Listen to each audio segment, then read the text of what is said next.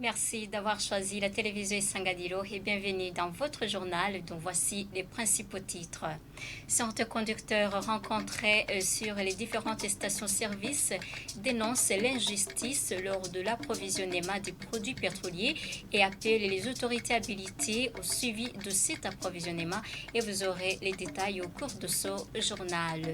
Le lancement de la campagne nationale de vaccination du cheptel bovin ovin et après contre la fièvre de la vallée du Rift ce jeudi en province d'Ongodi et selon le secrétaire permanent au ministère de l'Intérieur et le directeur général de l'élevage, ces vaccins seront administrés gratuitement. Et tout de suite, les détails.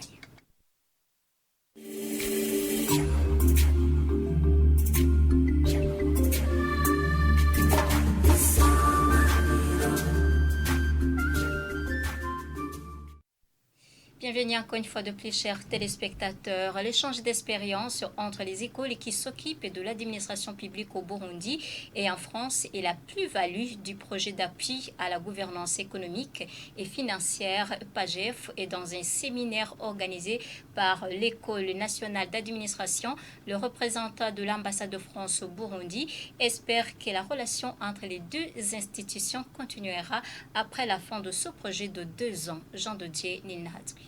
Un séminaire sur la réforme administrative s'est tenu à Bujumbura dans les enceintes de l'École nationale d'administration dans le cadre du projet d'appui à la gouvernance économique et financière PAGEF. L'échange d'expériences entre les deux écoles d'administration publique de la France et du Burundi figure parmi les avantages de ce projet selon le directeur général de l'École nationale d'administration ENA.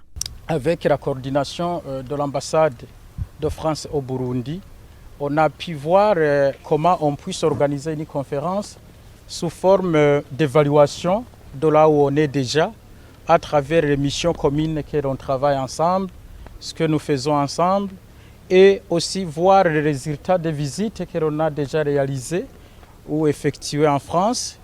Là, je citerai les enseignants formateurs de l'ENA qui ont déjà bénéficié des missions à l'étranger pour s'enquérir et se ressourcer sur là où la France arrive par rapport au renforcement des capacités de leur cadre pour incorporer les valeurs positives déjà franchies là-bas et pour les insérer dans nos missions respectives au Burundi. Il s'agit d'une relation directe qui s'installe entre les deux institutions et qui continuera après la fin de ce projet de 2 ans, espère le représentant de l'ambassadeur de France au Burundi. Je crois qu'aujourd'hui, on a de forts espoirs et des garanties. Les relations perdureront directement entre les deux institutions sans nécessairement que ça passe par un soutien direct de l'ambassade de France. Voilà. Donc c'est un peu une relation, on va dire, renouvelée et en même temps directe entre ces deux institutions qui se met en place et on ne peut que s'en réjouir. L'ENA doit être précurseur, anticipateur, innovateur dans toutes ces démarches, dans toutes ces actions, parce que tout va très vite, on parle de e-administration, administration électronique. Le directeur général de l'ENA note que ce projet vise en grande partie le renforcement des capacités des fonctionnaires de l'État qui doit être assuré par les formateurs et enseignants de cette école. Je vous disais en titre, certains conducteurs rencontrés sur les différentes stations-service se plaignent de la manière dont les responsables gèrent l'approvisionnement en carburant. Et sur la station Mogas, située dans la zone de Bouyendi, nombreuses étaient les plaintes de ceux qui cherchaient le carburant. Et ces derniers dénoncent l'injustice lors de l'approvisionnement des produits pétroliers et appellent les autorités habilitées au suivi de cet approvisionnement. Suivez Nicole Ninadwi.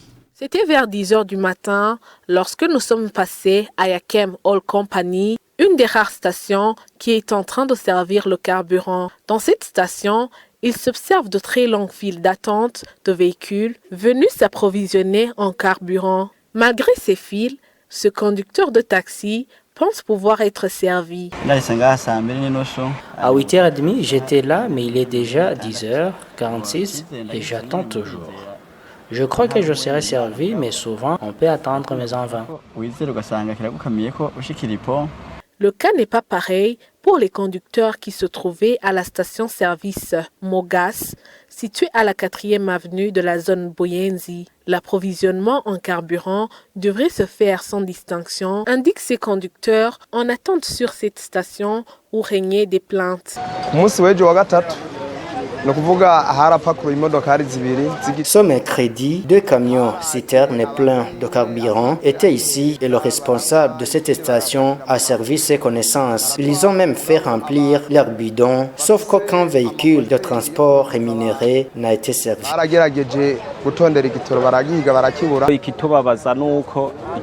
Ce qui nous fait mal, c'est la manière injuste dont les véhicules sont servis. Le responsable de cette station, qui n'a pas voulu s'exprimer devant nos caméras, explique de son côté qu'il est normal de servir en premier lieu les entreprises qui ont des contrats avec la station. Ces conducteurs ne sont pas du même avis et trouvent plutôt que c'est une forme de corruption. Ces derniers implorent les services compétents de suivre de près l'approvisionnement en carburant. Page élevage, je vous dis en titre, le lancement de la campagne nationale de vaccination des cheptels bovins, ovins et caprins contre la fièvre de la vallée d'Irift ce jeudi en province d'Ongozdi par le secrétaire permanent au ministère de l'Intérieur et le directeur général de l'élevage. Et selon ce dernier, ces vaccins seront administrés gratuitement et cette maladie avait entraîné l'interdiction de l'abattage ainsi que celle des mouvements des vaches, chèvres et moutons pour limiter sa propagation. Et le débit de la vente de toutes les chèvres de race alpine du centre d'innovation d'Obdiegwa en commune de Mwomba de la province Ngozi ce jeudi, ces chèvres qui avaient été importées à 3 millions de francs burundais chacune il y a à peu près 8 ans. La raison, selon Emmanuel Minani, responsable de ce centre, est que cette race n'est plus productive. Une commande d'une trentaine d'autres de races dites Gala est en cours selon son responsable. Et la valeur de ces chèvres a été fixée suivant leur poids et à raison de 6 000 francs burundais par kilogramme. Et les associations qui luttent pour les droits de la femme devraient mettre leurs efforts ensemble en fait d'atteindre aux objectifs du développement durable. Propos de Fikiri Nzoyisenga, représentant légal de l'association Semelela. Et c'est lors d'un atelier de l'association de la solidarité en sous-région entre le Burundi, le Cameroun et le Congo pour évaluer le pas franchi par rapport au développement de la femme. Selon certaines participantes, des sensibilisations doivent avoir lieu sans oublier des contributions des hommes. Reportage de Lydie Kaimbali. Au cours de cet atelier organisé en marge d'une visite de solidarité au Burundi de la coordinatrice de mouvement Génération Égalité ECAS, autres membres provenant du Cameroun et de la République démocratique du Congo, on a présenté d'abord la situation générale des droits de la femme de la sous-région. Le Burundi a mis un pas en avant en considérant la femme dans les instances de la prise de décision jusqu'à 30%. Même si la situation est ainsi signalée, les femmes députées présentes dans cet atelier expliquent qu'il y a encore à faire pour atteindre aux objectifs de développement durable et aussi au partage genre. Et on aimerait demander vraiment que la femme ait sa place et rappeler aux hommes que les femmes sont capables, elles sont intelligentes, elles sont fortes, elles sont capables de tout faire comme font les hommes. Donc donnez-nous notre place, nous sommes à mesure de le faire. Et nous disons aussi que quand la femme est développée, c'est le pays qui est développé. Donc il est dans l'intérêt de tous que la femme soit mise à sa place. Fikiri Nzoyisenga, représentant légal de l'association Semelela et Front au Burundi, dit que les femmes devraient être sensibilisées de leurs droits sans oublier les hommes pour atteindre le développement. Selon lui, les associations qui luttent pour les droits de la femme devraient travailler en synergie pour une réussite effective. Il faut que ces femmes, ce sont les premiers bénéficiaires, il faut qu'elles soient au courant de leurs droits, il faut qu'elles soient au courant de tout ce mécanisme juridique existant qui les protège. Mais je suis aussi certain qu'il faut aussi sensibiliser la communauté tout entière.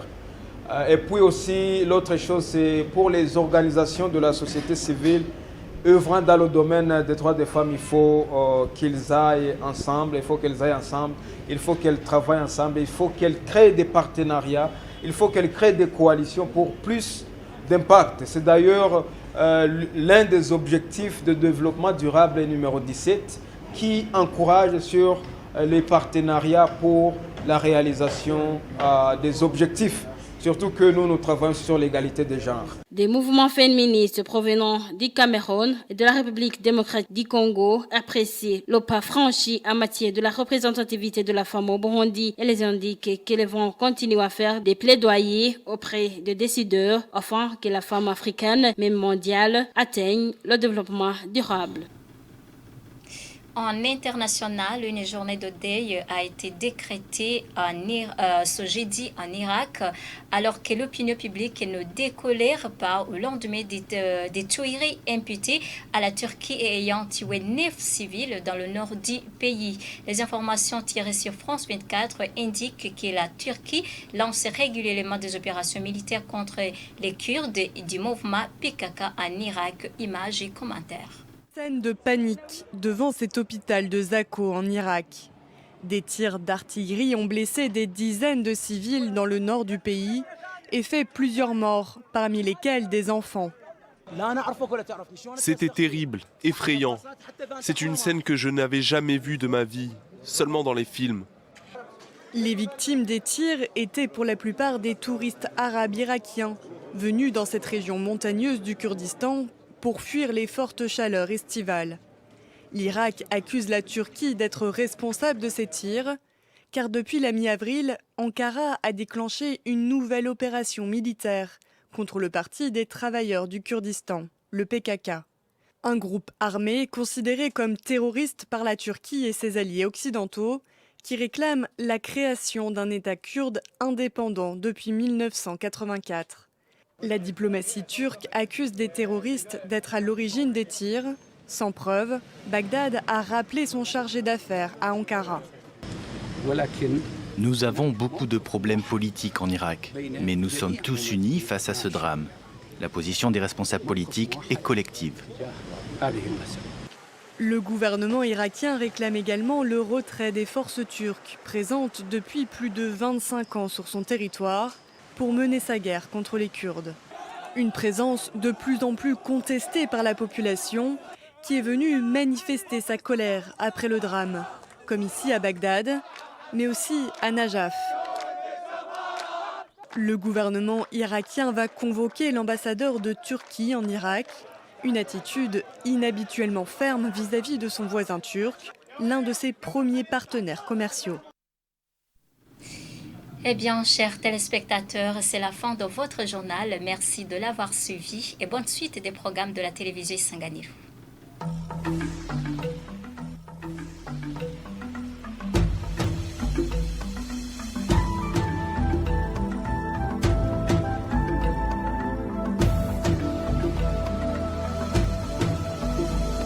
Isa